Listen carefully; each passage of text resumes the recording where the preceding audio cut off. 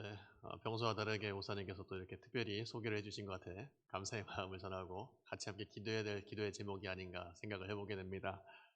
이 자리에 함께 예배드리러 오신 우리 장로님들과 또 우리 교육자들 그리고 온라인을 통해서 함께 예배하고 있는 우리 하나님의 백성들 가운데에 이 고난 주간을 보내면서 하나님 드시는 고난 속에 담아놓으신 하나님의 귀한 뜻을 깨닫고 은혜 가운데 나아갈 수 있는 귀한 성도님들 되실 수 있기를 주님의 이름으로 축원합니다. 오늘 우리가 본 본문 말씀은 앞서 성만찬을 하신 이후에 예수님께서 베드로와 야고보와 요한을 데리고 감람산 겟세마네에 오르시는 장면이 기록이 되어 있습니다. 예수님께서 무엇을 위해서 또 무엇을 하시기 위해서 이 감람산 겟세마네 동산에 오르셨을까요? 우리가 보면 32절 말씀 보니까 예수님께서는 기도하러 산에 오르셨습니다. 우리는 지금 마가복음 본문 말씀을 보고 있지만 지난 주일에는 누가복음 22장의 말씀으로 예수님께서 감람산에서 기도하신 예수님의 기도의 특징 몇 가지를 살펴보았습니다. 그 가운데 예수님의 기도의 특징 한 가지가 바로 예수님은 습관을 따라서 규칙적으로 기도하셨다는 것입니다. 예수님께서 왜 습관을 따라서 규칙적으로 기도하셨을까요? 예수님이 의무감에 따라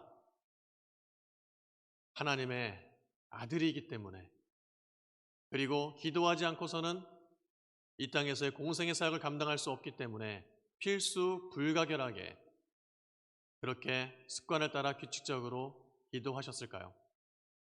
네, 물론 그런 이유가 있다라고 믿습니다. 그러나 무엇보다도 예수님께서 습관을 따라 규칙적으로 하나님 앞에 나아가 기도하셨던 것은 그 기도의 자리가 나의 아버지 되신 하나님을 일접하게, 친밀하게, 깊이 있게 만날 수 있는 기도의 자리였기 때문입니다. 영적인 교제를 할 수 있는 자리였기 때문입니다. 그런데 그 친밀한 교제에 나가시는 예수님의 모습이 오늘따라 참으로 낯선 것 같습니다. 평소와 다른 것 같습니다. 33절 말씀 보니까 이렇게 기록이 되어 있습니다. 베드로와 야고보와 요한을 데리고 가실세. 예수님의 마음이 어떠셨습니까? 심히 놀라시며 슬퍼하셨습니다. 심히 놀라시며 슬퍼하셨습니다. 그리고 34절 말씀 보니까 이렇게 기록합니다. 말씀하시되 내 마음이 어떻다고요? 심히 고민하여 죽게 되었다. 지금 아버지신 하나님께 나아가는 예수님의 마음이 어떤 상태입니까? 매우 감정이 고조되어 있습니다.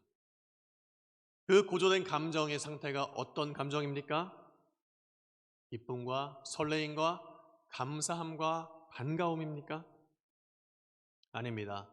오히려 몹시 놀랍고 슬퍼하며 죽을 것 같은 고통스러움을 느끼고 계십니다. 왜 그 이전에는 하나님 앞에 나아가는 아버지께 나아가는 그 기도의 자리가 그렇게 즐겁고 그 깊이 있는 교제를 만끽하기 위해서 즐거이 습관적으로 기도의 자리에 나가셨던 예수님께서 이렇게 고통스럽게 슬퍼하는 격정적인 감정을 느끼셨을까요?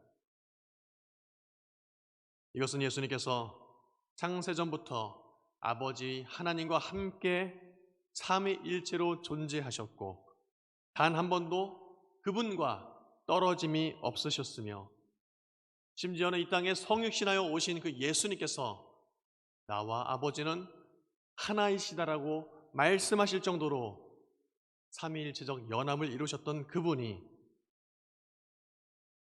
이제는 모든 사람을 죄인들을 대신하여서 그 죄를 감당하고 십자가에 달려 대속 제물이 되셔야만 했던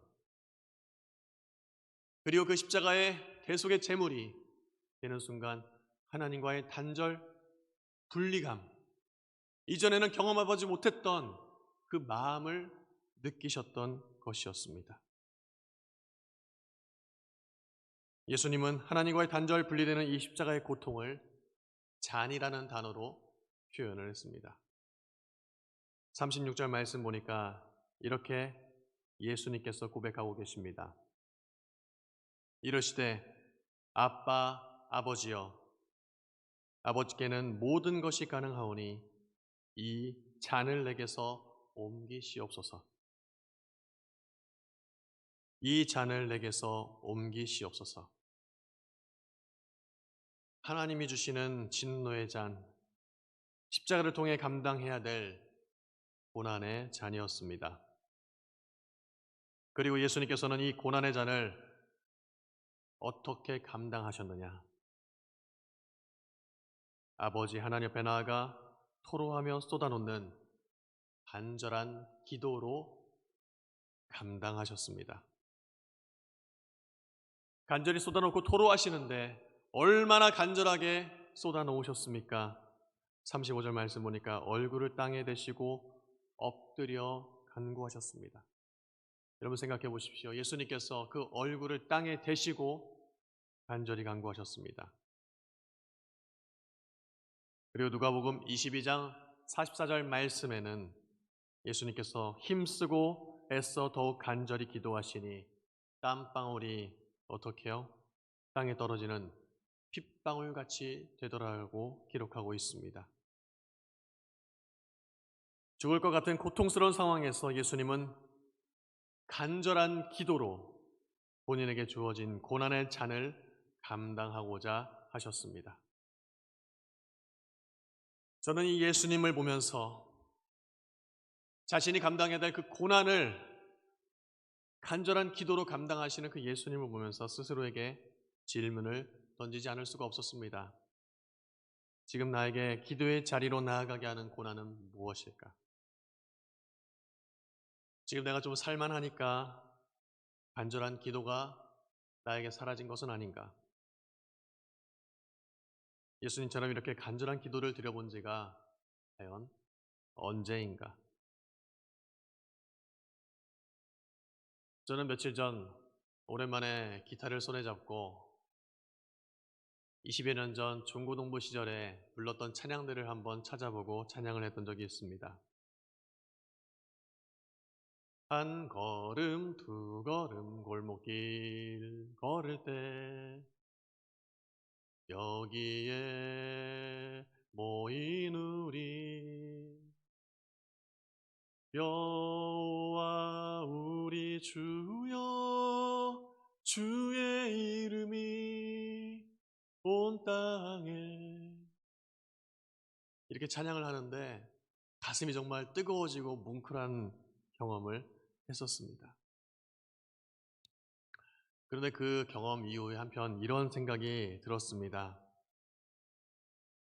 수요 예배를 드리지 않고 한동안 몇 주가 지나니 부르짖고 기도하지 않게 되고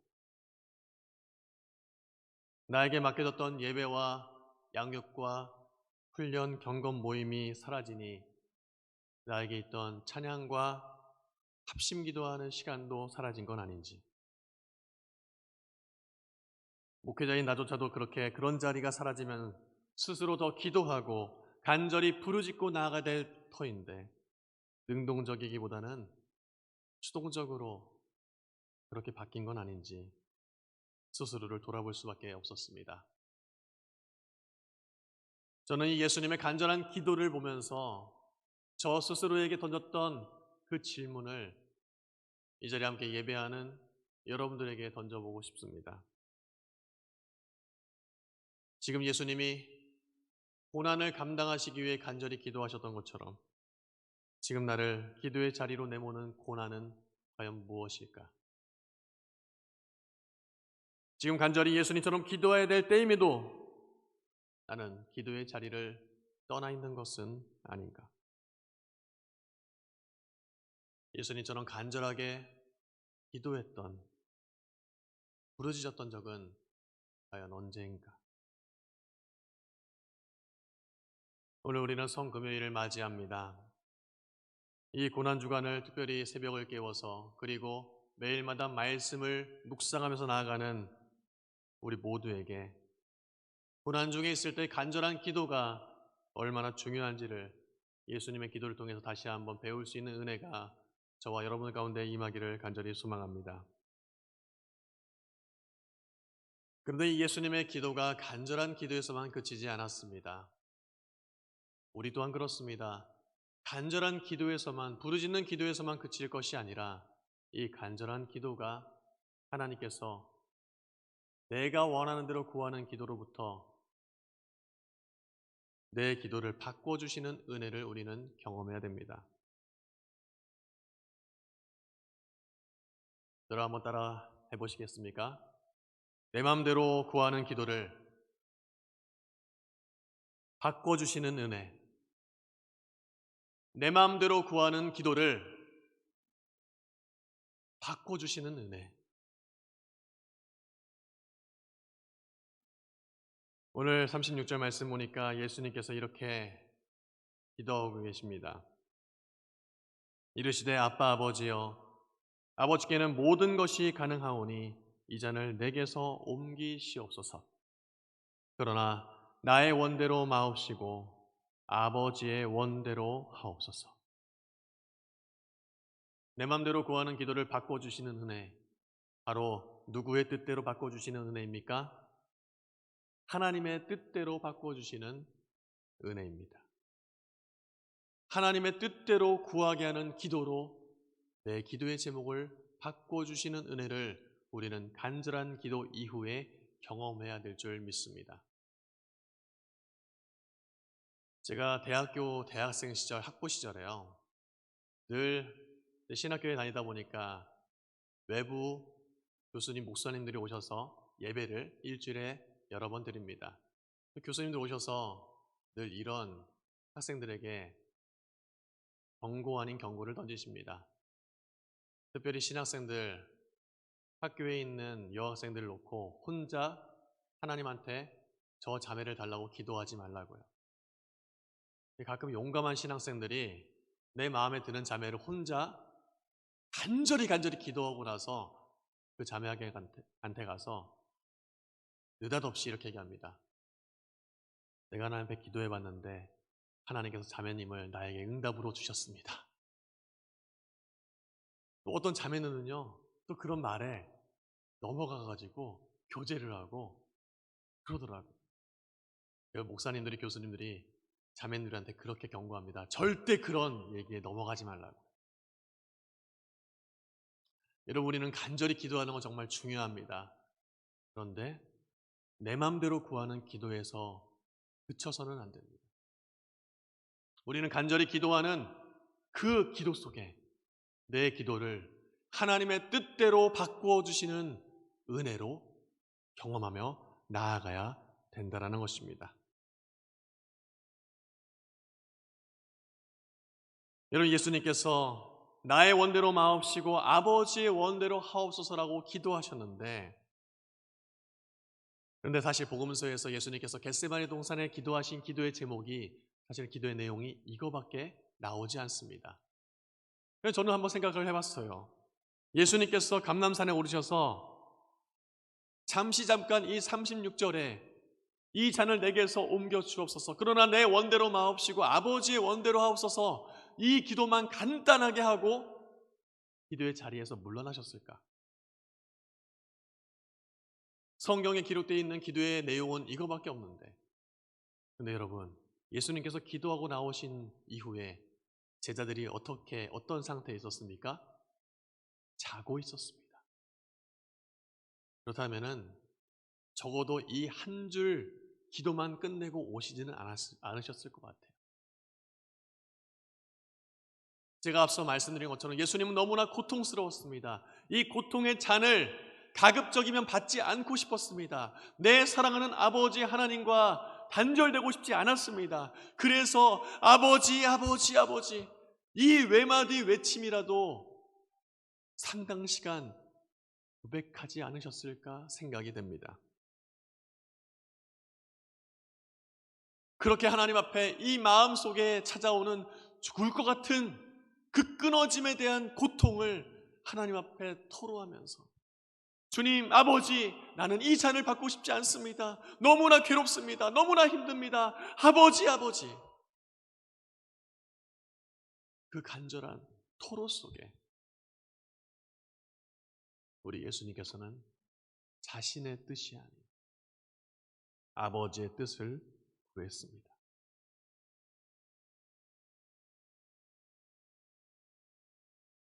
우리가 이렇게 하나님 앞에 기도하며 나아갈 때에 처음은 내가 원하는 마음으로 기도했을지라도 하나님이 원하시는 마음으로 바뀌는 은혜를 경험하실 수 있기를 축복합니다. 처음에는 내가 내 관점에서의 기도로 기도하며 나아갔을지 모르지만 그러나 하나님의 뜻을 구하는 하나님 관점의 기도로 바뀌는 은혜를 우리 모두가 경험할 수 있기를 소망합니다. 내 안에 자꾸만 내 마음대로 구하게 하는 터줏대감처럼 자리 잡고 있던 욕심으로 처음에는 기도했을지라도 성령의 충만함으로 기도하는 하나님의 뜻을 구하는 기도로 바뀌는 은혜를 우리 모두가 기도의 자리에서 경험할 수 있기를 간절히 소망합니다. 저는 성도들과 가끔 이 기도에 대해, 기도의 제목에 대해 얘기하면서 이런 고백을 하는 성도들을 보았습니다. 때로는 정말 포기하고 싶어서 하나님 앞에 나아가 주님, 저 이거 포기할래요. 너무나 힘들어요. 하고 싶지 않아요. 라고 기도했는데 그 기도의 끝은 다시금 소망을 찾는 기도를 하게 되더라고요.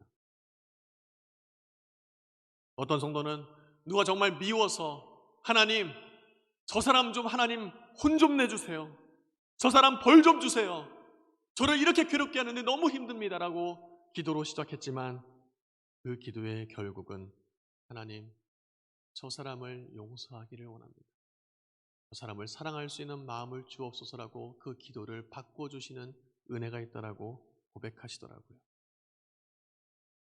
때로는 자기 자신이 너무나 간절히 원하는 것을 바라면서 기도했으나 그 기도의 끝은 하나님, 모든 것을 하나님 앞에 내려놓습니다. 주님의 뜻대로 인도하옵소서라고 기도의 제목을 바꿔 주신다라고 고백하시더라고요. 사랑하는 성도 여러분, 기도는 내 마음의 소원을 이루는 것이 아니라 내 마음을 하나님의 마음으로 채우는 것인 줄 믿으시기를 바랍니다. 그래서 기도는 나의 욕망과 나의 바램과 싸워나가는 과정이며 또한 기도는 내 삶을 하나님의 뜻대로 만들어가는 과정입니다. 저는 그래서 이 설교를 준비하면서 결국 이러한 마음속 한 문장의 귀결이 되더라고요. 말씀이 우리의 집을 짓는, 인생의 집을 짓는 설계도라면은 기도는 그 집을 설계도대로 짓게 하는 작업이다. 공사기간이다. 말씀이 내 인생의 집을 아름답게 짓도록 하는 설계도라면은 기도는 그 설계도대로 집을 짓는 작업기간, 공사기간이라는 것이죠. 우리의 인생의 집, 내 마음의 집을 내 마음대로 짓지 않기를 바랍니다. 하나님의 뜻대로 지으며 살아가시기를 바랍니다.